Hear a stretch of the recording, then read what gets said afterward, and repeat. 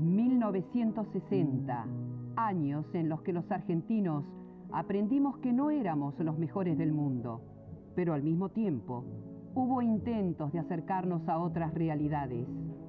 Años en los que brillaron otras estrellas, como el Rey Pelé de Brasil. Años de conquistas y fracasos, de logros y pérdidas en todo el mundo. Desde el Vaticano, la Iglesia inició un necesario y postergado ayornamiento.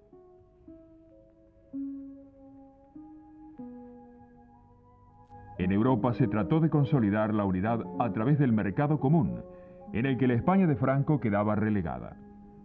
Década en la que murieron figuras como Winston Churchill, Ernest Hemingway y Walt Disney, pero en la que nacieron los jóvenes de hoy, aquellos que votaron por primera vez en un país en democracia.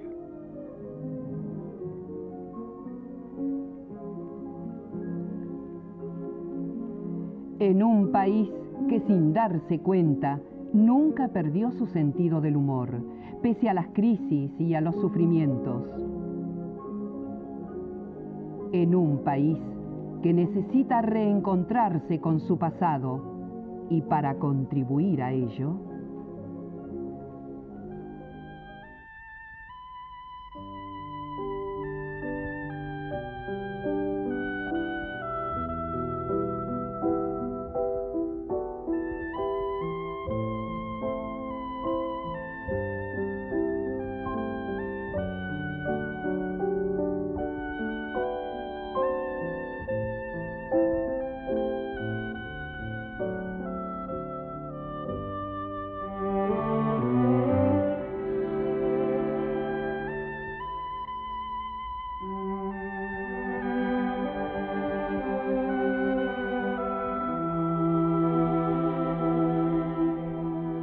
El gobierno del doctor Arturo Frondizi tuvo en su corta duración un telón de fondo: los constantes enfrentamientos y discusiones entre distintos sectores militares. En varias oportunidades las tropas salieron a la calle brindando un bochornoso espectáculo a un mundo que intentaba creer en el desarrollo de los argentinos, a pesar de los constantes cambios, idas y venidas. El gobierno desarrollista tuvo una sola política económica, no obstante lo cual tuvo 4 ministros de economía. Todos ellos se vincularon y llevaron a cabo la política económica determinada por el equipo que presidía el presidente y que dirigía el que le habla. En este sentido, podemos decir que ninguno de los ministros pudo llevar a cabo la política que traía como consecuencia de su extracción, porque hubo incluso ministros vinculados al conservadorismo, como el señor Alzogaray. El señor Alzogaray fue incluido en el gobierno no para estabilizar la moneda, que ya lo estaba, no para llevar a cabo la política que habíamos diseñado, sino simplemente para ejecutarla, porque representaba una garantía para ciertos sectores de la clase media y para las Fuerzas Armadas. Estos problemas entre los militares profesionales y políticos que querían la conducción del ejército se manifestaron plenamente durante la época del gobierno de Frondizi. Ese es el origen de todos los planteos del entonces comandante en jefe, el general Carlos Severo Toranzo Montero, que por medio de continuos planteos militares pretendía llegar a dominar el aspecto político. Los pretextos eran cambio del ministro de Economía, cambio del secretario de Guerra. Lo cierto del caso es que, como es público y notorio, el presidente Frondizi no podía gobernar por las continuas presentaciones de este señor Carlos Severo Toranzo Montero. Azules y colorados, así se habían autodenominado los dos bandos en pugna dentro del ejército. 1962 fue el año de mayor violencia, culminando con la caída de Frondizi. Así recuerdan esa época sus testigos y actores. Esta situación caótica que hace crisis en el año 62 tuvo su origen en el año 1955, cuando la caída del segundo gobierno de Perón. En ese momento la cúpula del ejército, que era una cúpula en su esencia profesionalista, seleccionada a través de muchos años de servicio y diversas pruebas, es reemplazada por otra que es adicta a la llamada Revolución Libertadora, pero que trae consigo una serie de virus o gérmenes de destrucción interna por su componente esencialmente político y sectario. Este largo proceso de descomposición, que llevó casi una década, tenía que necesariamente producir una reacción interna en la fuerza ejército, y esa reacción se llamó el movimiento de azules y colorados. Aeronáutica. Inicialmente se declaró en rebeldía el destacamento aéreo militar Aeroparque, que ya fue reducido.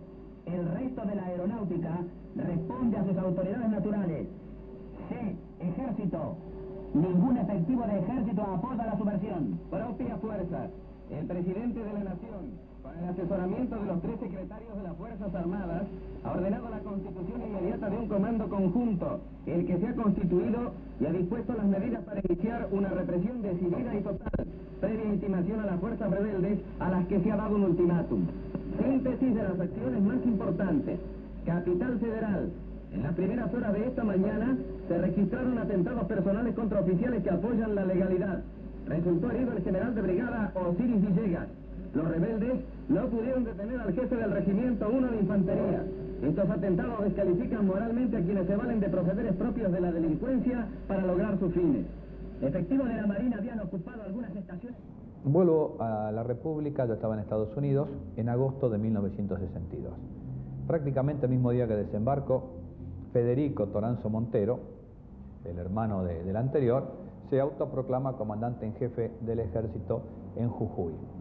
Allí se produce un casi enfrentamiento, por cuanto acá la mayor parte de las tropas, de la gente de acá de Buenos Aires, nos oponíamos, éramos oficiales profesionales, queríamos la profesionalidad del ejército. El problema nuestro era que siempre triunfábamos en las operaciones militares, pero después cuando llegaba el momento de las negociaciones, siempre los que ganaban eran los otros.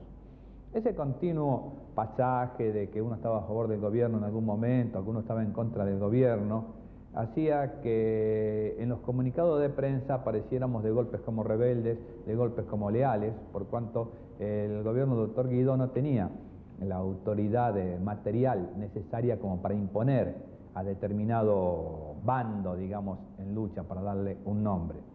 En consecuencia, como era imposible entenderse si uno era rebelde o si uno era leal, optamos por recurrir como en las maniobras que se realizan en el ejército. Hay 2 bandos enfrentados, unos se llaman colorados y otros se llaman azules, y usan el correspondiente aro en su cubrecabeza para marcar a cuál bando se pertenece. Eran 2 fracciones del ejército en septiembre del 62 que tenían, creo que, 2 concepciones políticas distintas. Los azules pretendían un regreso pronto al sistema constitucional y una actitud tolerante, por lo menos, con el peronismo. Los colorados eran fuertemente antiperonistas y pretendían prolongar un tanto más el régimen de excepción, con el objeto de prevenir el regreso así masivo del peronismo al poder. El enfrentamiento se encadenó por una razón muy simple. En agosto-septiembre del 62, los colorados ocupaban la cúpula, digamos la crema del sistema militar. Por lo tanto, en la guerra de telegramas que había siempre, que eran todas guerras de telegramas, ganaban siempre. Entonces los azules llegaron a la conclusión de, hasta que no produjeran una exhibición de fuerza, que de algún modo demostrara dónde estaba realmente el centro de gravedad del ejército, la situación iba a ser, diría, cada vez más contraria a sus ideas. y entonces decidieron hacer el desplante. Entonces Onganía se fue a Campo de Mayo y ahí se plantó. En el mes de septiembre se produce lo que en la jerga militar se llama el acantonamiento. Nos reunimos unos cuantos oficiales, no éramos más de 20 o 30, bajo el comando del general Pistarini, en la Escuela de Servicio para Apoyo de Combate General Lemos, después se llamó Escuela de Servicio para Apoyo de Combate General Lemos, que en aquel entonces estaba a cargo del... bueno, no me acuerdo el nombre del director. Y allí decidimos jugarnos el todo por el todo para lograr la profesionalidad del ejército. En ese momento estábamos nosotros solos prácticamente contra todo el ejército, la marina y la fuerza aérea. Pistarini esa misma noche nos dijo que la situación era muy difícil, que incluso amenazaban con fusilamientos para todos nosotros, nos propuso si queríamos retirarnos, que nadie nunca se iba a enterar que nosotros habíamos estado ahí, pero todos decidimos quedarnos y empezamos a trabajar, a hacer los turnos de trabajo como oficiales de Estado Mayor, y cuando terminamos nuestros turnos de trabajo salíamos a poner clavos Miguelito en las calles donde venían las columnas en avance, en ir a conversar con los jefes de unidades que venían a combatirnos, con un objetivo de máxima, uno intermedio y uno de mínima. El objetivo de máxima era que la unidad que venía a reprimirnos se pasara a nuestro bando. El objetivo intermedio era que se retirara a sus cuarteles. El objetivo de mínima, que se quedaran en los lugares avanzados y no siguieran avanzando sobre Campo de Mayo. En esa forma le fuimos descompaginando todos los planes de ataques que tenían, digamos, los colorados contra Campo de Mayo, y prácticamente poco a poco se produjo el vuelco total de la situación.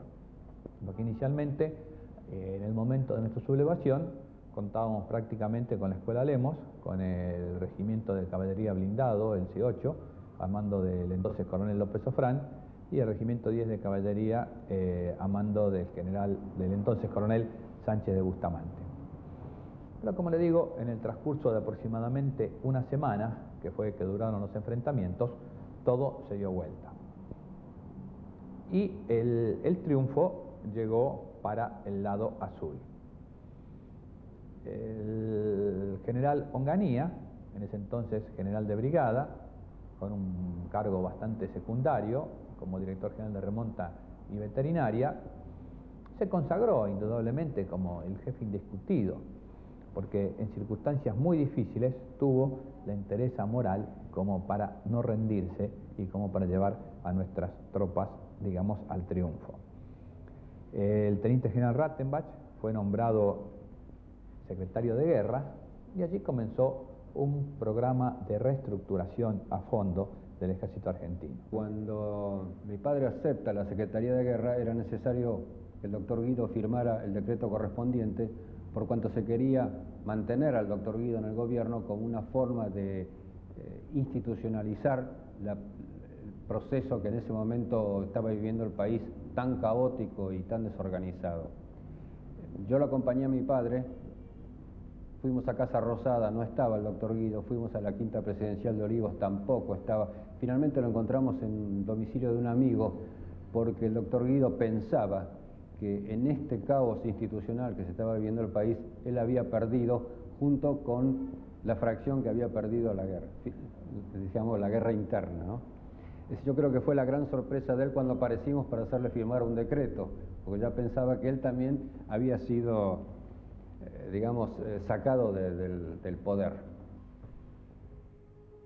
En la madrugada del 29 de marzo, apenas 10 días después de conocidos los resultados de las elecciones que daban el triunfo al peronista Andrés Framini en la provincia de Buenos Aires y a Arturo Illia en la estratégica Córdoba, el régimen constitucional, la soberanía popular, reciben otro golpe militar.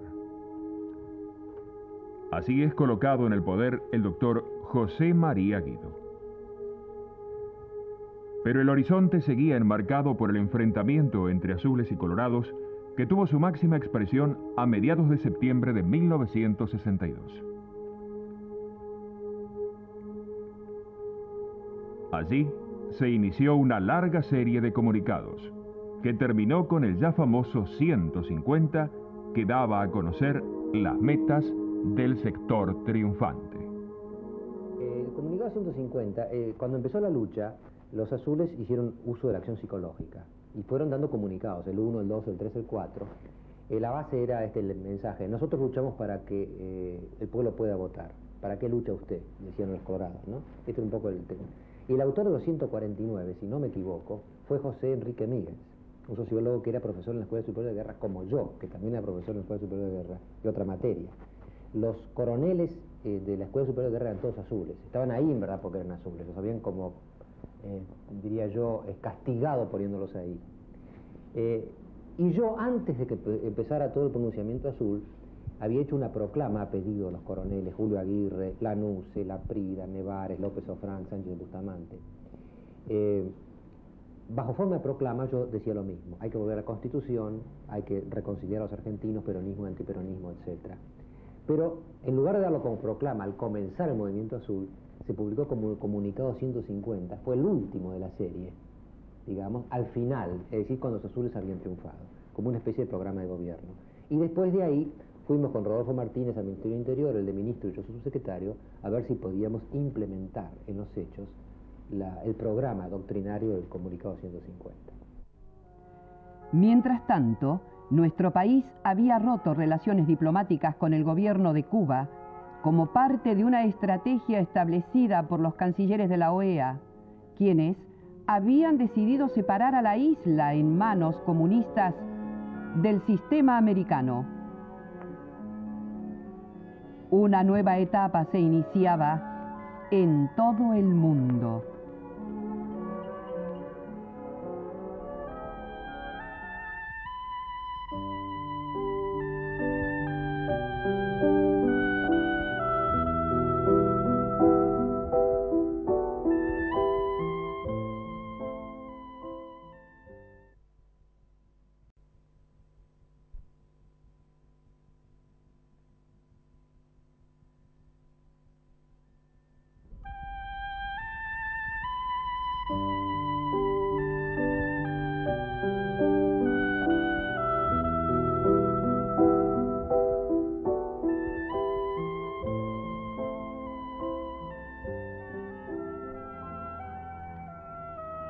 Todos los niveles del arte, la cultura y el pensamiento en la Argentina sentían con fuerzas inéditas la ilusión del despertar.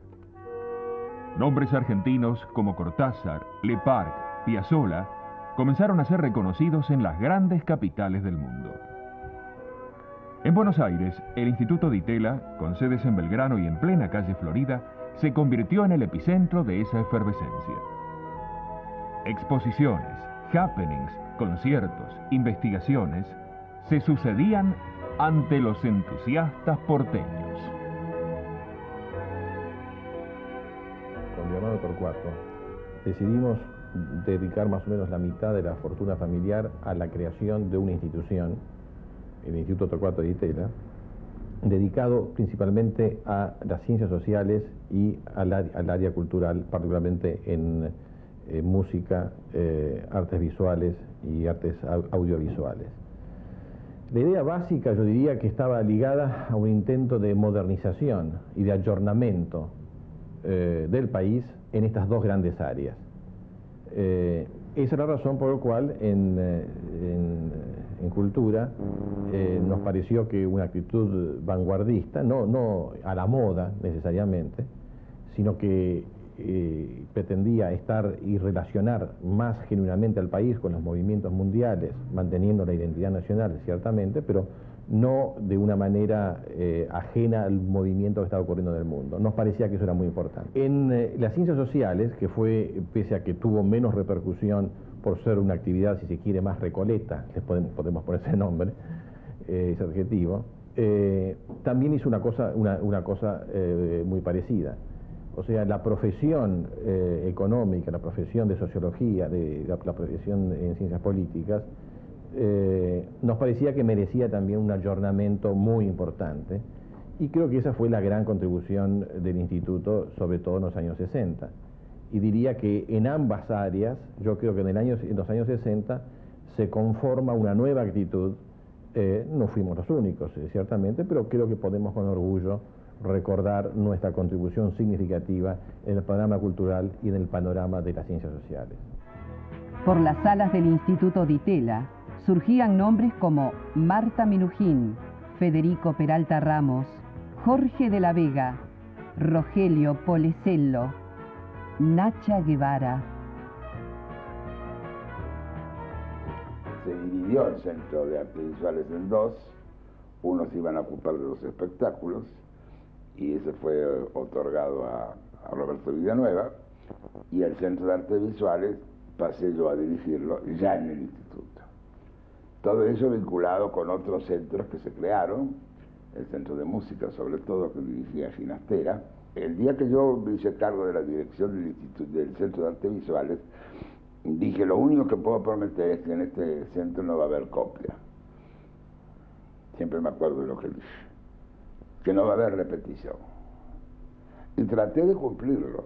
No tuve más remedio que basarme en los jóvenes, es decir, gente nueva que comprendía esta nueva actitud que iba a corresponder al Centro de Arte Visual y a todo el Instituto de Florida, porque también con el espíritu no igual, pero muy parecido, con espíritu muy parecido actuó Villanueva en el otro centro. Desde el año 60 que se creó el Centro de Artes Visuales en el museo, hasta el 67 que organicé las experiencias visuales, todavía el instituto no había tomado un carácter típicamente revolucionario.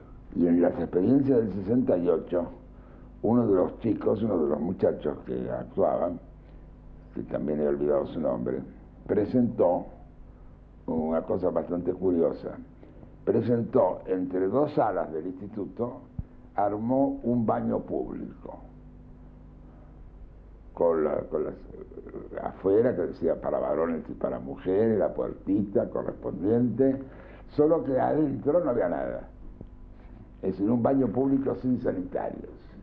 Y ahí vino la experiencia curiosa e imprevisible. El público llenó de inscripciones lo mismo que si fuera un baño público. Por supuesto con todas las groserías, pero entre ellas había un ataque al presidente Onganía.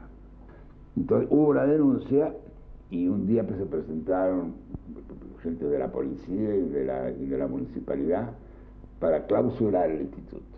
Eran 3 personas, uno por la policía, otro por la municipalidad, y me parece que había un tercero de la justicia.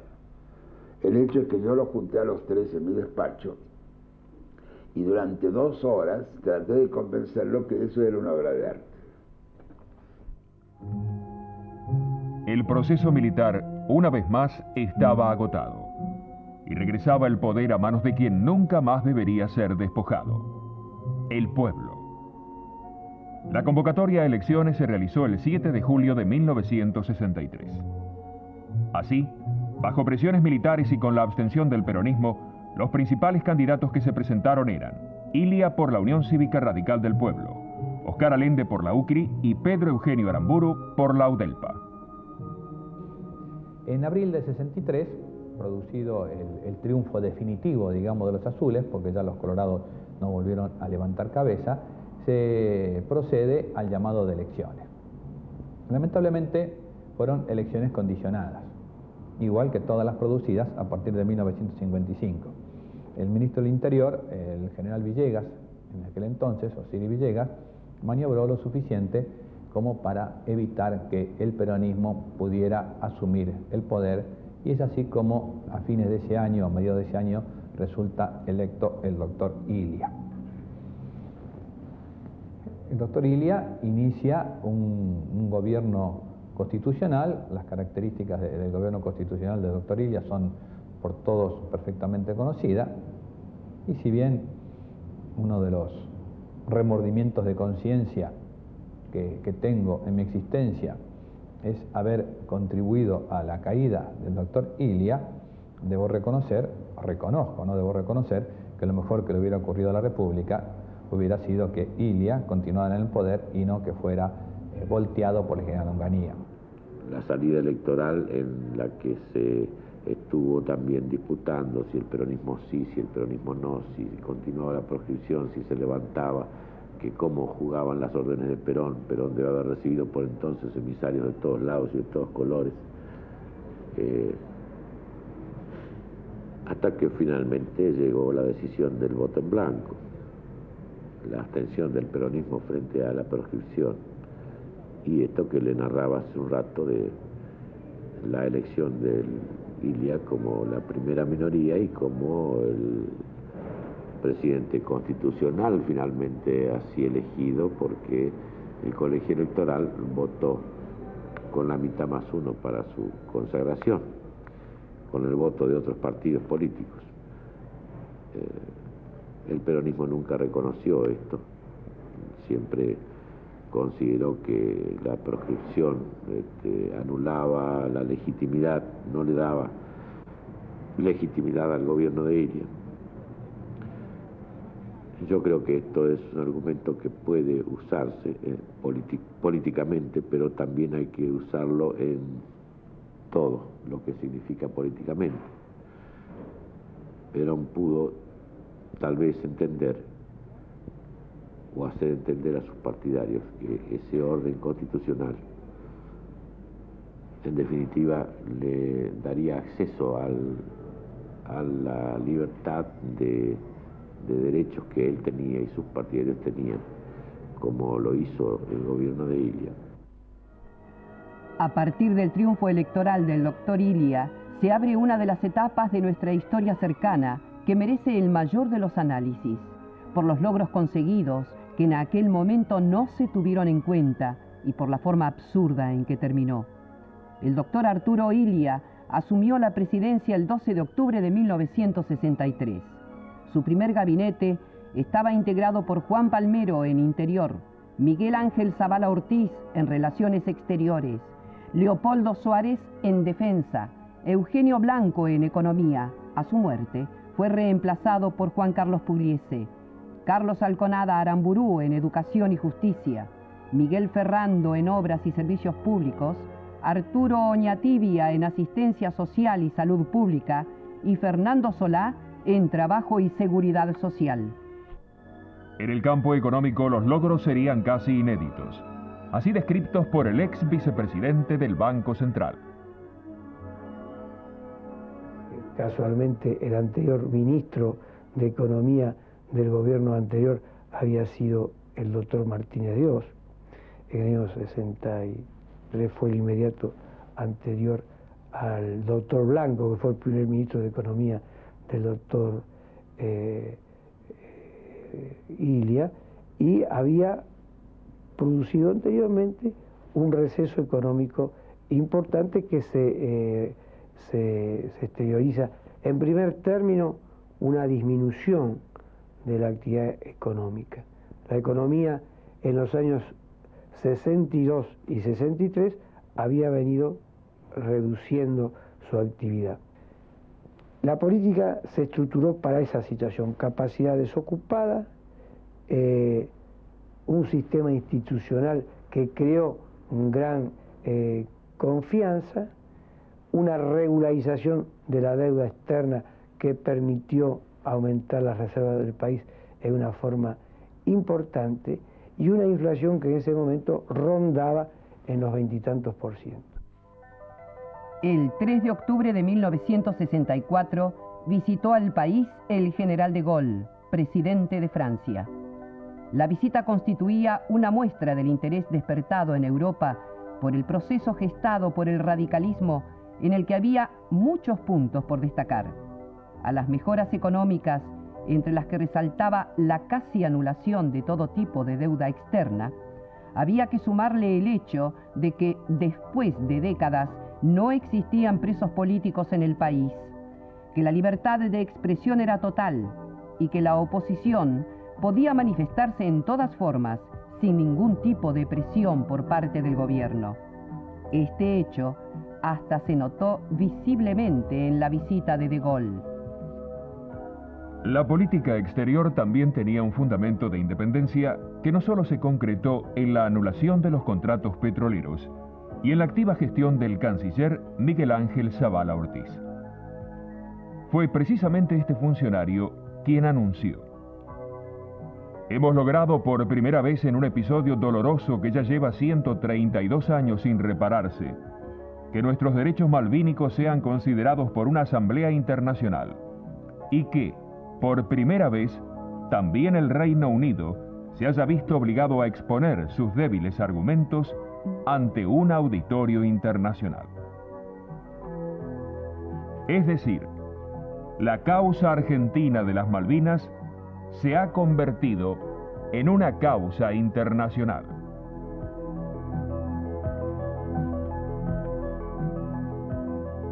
Estos logros, como muchos otros que ya veremos, en aquel entonces pasaban inadvertidos para una oposición gremial politizada y militares descontentos. Un cercano colaborador del doctor Ilia recuerda la reticencia de este a publicitar sus propios méritos.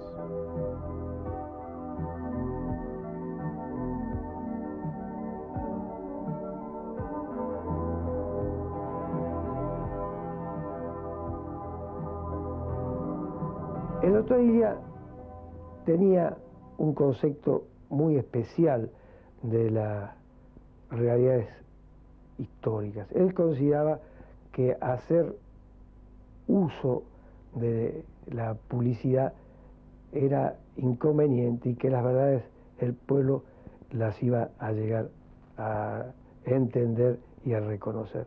Sobre el doctor Ilia, con quien me ha unido una amistad muy íntima, sobre todo en sus últimos años, estaba un tanto impresionado por lo que había ocurrido en la Alemania nazista. Él había estado en Alemania y conocía el asunto de cómo se usaba la propaganda en función de un régimen. Y él estimaba que no debía divulgarse mayormente los actos de gobierno, ni debía hacerse ninguna publicidad sobre el particular. Yo creo que con el poderío que tienen actualmente los medios de divulgación, hay de parte de un gobierno democrático la necesidad, y yo diría hasta la obligación, de divulgar cabalmente los hechos que se están realizando. A mi criterio no debe confundirse eso con un uso indebido de los medios de divulgación. El doctor Ilia hacía las publicaciones totalmente estrictas y muy lacónicas, como era su estilo, pero evidentemente daba cabida a que grupos subversivos que siempre hay en el país agitara la otra cosa, el hecho de que el gobierno era lento. Recordemos las caricaturas de aquellos momentos, a unos periodistas que hoy se dan golpes en el pecho, se destacaron por agresividades totalmente inaceptables, que a la luz de la realidad demuestran que no tenía ningún fundamento. Por eso yo creo que esa época, para mí, es un ejemplo que los argentinos no debemos olvidar. El proceso democrático había llegado a todos los estamentos.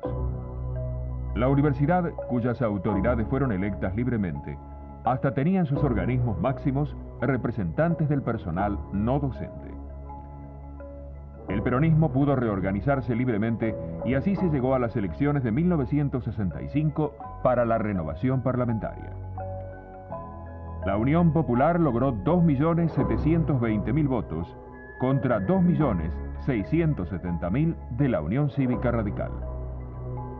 El Movimiento de Integración y Desarrollo ocupó el tercer lugar, mientras quedaban relegados la Federación de Partidos de Centro y la UCRI. El gobierno conservó la primera minoría. Representantes sindicales del peronismo retornaron al Congreso.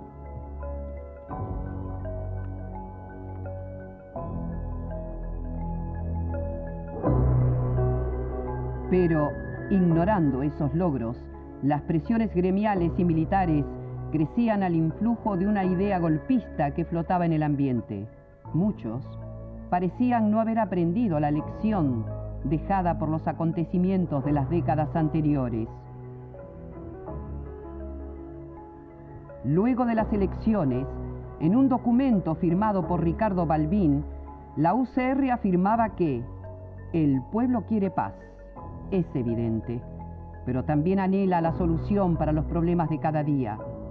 Hay necesidades acuciantes dentro de la realidad nacional que, si no se satisfacen puntualmente, comprometerán la suerte de todo el proceso que es del país y de toda una generación de argentinos que quiere realizarse, aún a costa de mayores sacrificios.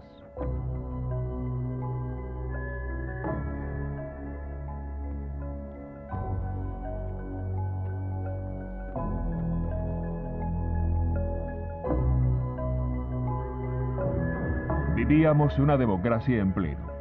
Aparentemente solo faltaba un año o dos para la consolidación definitiva. Oscuras fuerzas, lo veremos, lo impidieron.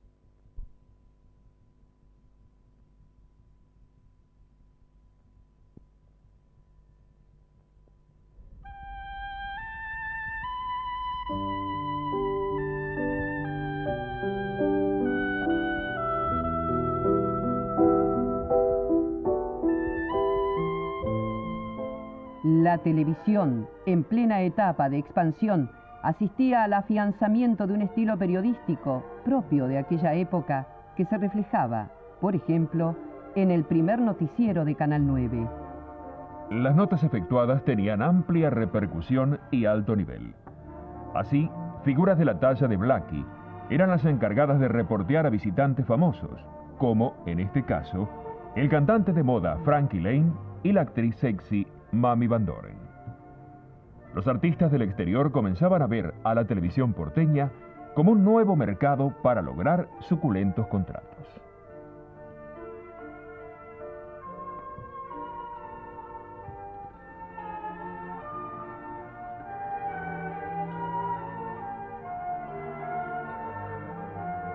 Esas mismas cámaras registraban otro fenómeno que para los argentinos dolía: una marcada decadencia en valores deportivos. El fútbol y el automovilismo no tenían figuras que brillaran. Entonces, las notas se hacían con corredores como Stirling Moss o la estrella mundial del fútbol, Pelé. Ser estrella mundial, como es usted, para mí que tengo mucha suerte, que yo tengo que agradecer a Dios, yo no sé por qué, ¿entiende? Mas yo tengo mucha suerte de estar siempre bien preparado. Asombraban a todos.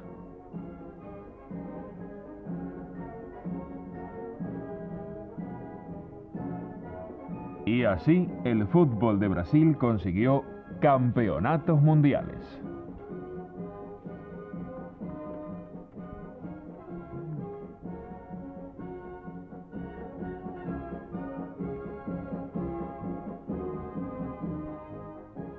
El encuentro por cazadores de nazis del jerarca Adolf Eichmann en nuestro país y su escandaloso traslado a Israel también ocupó las pantallas de una televisión que en 1963 asistió al nacimiento de El Reporter ESO. Esta es. Las automáticas fueron instaladas por el ferrocarril General Belgrano. El nuevo sistema de señalización reemplazará a las actuales barreras comandadas desde cabina. La barrera automática está ubicada en las avenidas Udaondo y Sarmiento de la línea Retiro Boulogne-sur-Mer. Bajo el lema "Las líneas blancas son su calle en la calle", se inició la campaña de educación del peatón encarada por la Intendencia Municipal a cargo del arquitecto Alberto Previch. La campaña de alcance nacional se debe prolongar hasta el 1 de abril próximo y quien no respete la medida deberá pagar una multa de 20 pesos. La resolución en vigencia data del año 1948 y en ella se determinaban perfectamente las zonas de tránsito peatonal. Boca realizó una nueva adquisición, Manuel Del Vecchio, jugador argentino que vuelve de Italia después de haber cumplido una destacada actuación en un equipo peninsular. José María Muñoz dialogó con él a su arribo. El reporter eso en un reportaje exclusivo aquí en el aeropuerto de Ezeiza. Acaba de llegar Manuel Del Vecchio y le brindamos el aplauso en nombre del público argentino. Su saludo, por favor. Acérquese. Su saludo para el público de la Argentina. A tutti gli argentini sportisti, il mio cordiale buenas tardes. ¿Está contento de jugar en un club argentino como Boca Juniors? Sì, sempre ho avuto molta simpatia per l'Argentina e sono molto contento. ¿Muchos años jugó en Italia? Sì, 5 años. ¿Mejoró el fútbol italiano desde que usted llegó hasta que se fue? Sì, un poco, tecnicamente un poco. Jugadores argentinos que se están destacando ahora en Italia, Del Vecchio. Sono quasi tutti gli argentini che stanno in Italia, stanno giocando bene. Sivoli in particolare, Maschio, Angelino, Loiacono. ¿Cuántos años tiene usted? 28. 28 años. ¿Juega en los 3 puestos centrales? Sí. Muy bien. ¿Jugó en el 54 en Buenos Aires? Sí, en una torneo del Santos. ¿Jugando para el Santos? Sí, sí. Muy bien, le deseamos mucha suerte y muchas gracias. Gracias. Ninguno faltó a la cita del pedal. En el circuito KDT ganó la jornada ciclística Renato Del Mastro, superando por 150 metros a Oscar Luna. El encuentro fue organizado por el Club Boca Juniors por el premio Ferrari Trillo. En tercer lugar se ubicó Beckham y en cuarto Colia. Destacóse también Cavalieri, pero sin lograr una buena clasificación. El ganador del premio logró el tiempo récord para las 130 vueltas de 3 horas y 37 minutos.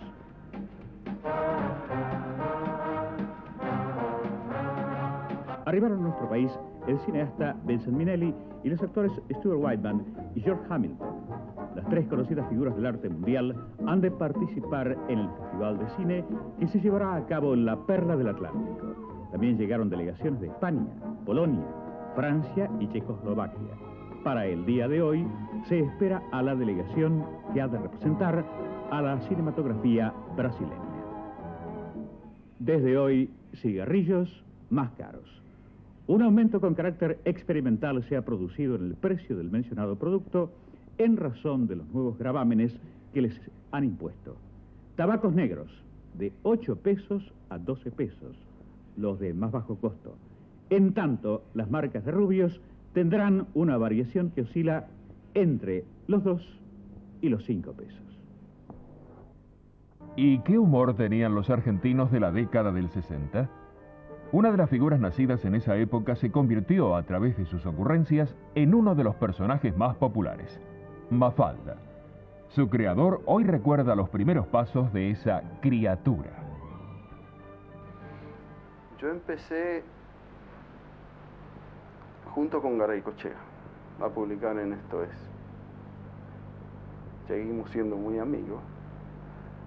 Y en esa época, claro, estaba Divito, Oski, que eran Lino Palacio, era la generación anterior a la mía. Yo fui, creo que el que más me marcó en mi vida de dibujante fue Divito, porque cuando él me empezó a publicar yo dibujaba tan mal que él me hacía llevar los dibujos en lápiz, entonces después me los corregía todo y recién una vez que yo los pasaba a tinta con las correcciones, él me los publicaba. O sea que fue una especie de maestro, amigo, jefe, de todo. Y otro que influyó mucho en mi vida, no tanto en mi dibujo, fue Oski, de quien pese a una diferencia de 14 años de edad, éramos, bueno, el Oski era como un chico, o sea, que yo todavía tampoco he crecido nada, así que nos llevábamos muy bien. Me decía de todo de la Mafalda, que era una porquería, que tenía que dejar de hacerla porque me iba a arruinar el dibujo, y cosa que, no es que me arruinó el dibujo, pero dibujar 10 años un mismo personaje a una misma medida, endurece muchísimo el trazo, la mano, y uno termina pensando todo en ese cuadradito de la historieta. En el 63 salió mi primer libro de humor, cosa que también para mí fue bastante importante, como para cualquiera de nosotros. En el 62 me llamaron de una agencia de publicidad y me encargaron una tira para una campaña publicitaria de electrodoméstico. Había que crear una familia tipo. Esta campaña no se hizo y me quedé con la familia tipo 2 años en un cajón.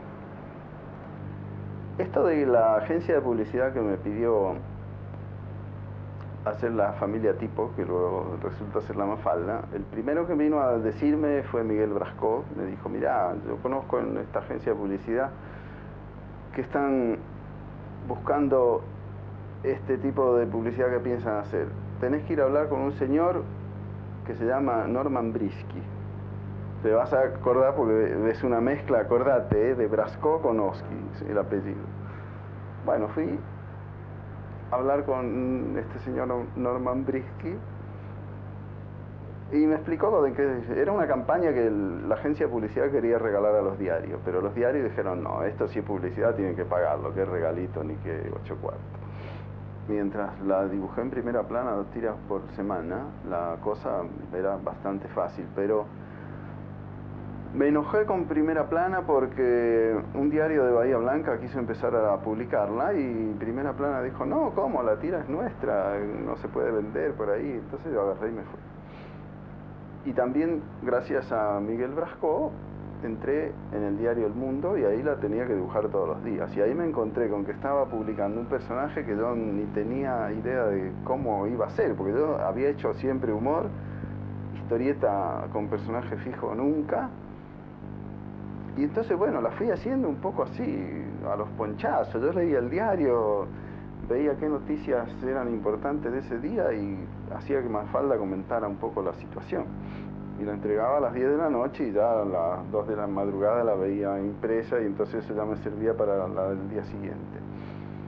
Y el ir agregando personajes fue por necesidades de libreto, porque a la tira número 20, cuando Mafalda hablaba con su padre y su madre, nada más, la tira número 20 ya estaba hasta acá, de Mafalda y el papá y la mamá. Entonces creé a Felipe, que era una especie de anti-Mafalda. Mafalda era muy con los pies en la tierra y el otro volaba por ahí. Y bueno, todos los personajes se fueron agregando por necesidades de libreto. Y claro, cuando acá vino el golpe que sacó Ailia, yo me acuerdo que hice una Mafalda, se veía en toda la tira, nada más que la cara de Mafalda, que decía, y entonces eso que me enseñaron en la escuela. 1960, años importantes, contradictorios pero ejemplares, años en los que, pese a todo, nunca perdimos el sentido del humor.